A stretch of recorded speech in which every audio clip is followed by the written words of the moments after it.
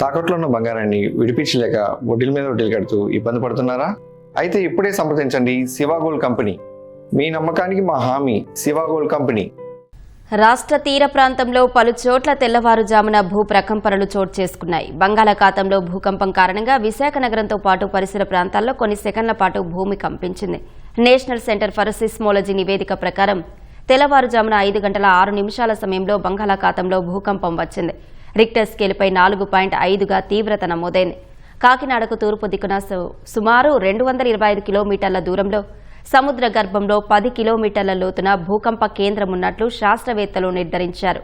సముద్రంలో భూకంపం ప్రభావంతో విశాఖలోని ఎంబీపీ, అప్ఘర్, పెద్ద వాల్తేరు, గాజువాక, ఆరిలోవ, మంగళపాలెం సహా 32 చోట్ల సుమారు 7 సెకన్ల పాటు స్వల్పంగా భూమి కంపించింది.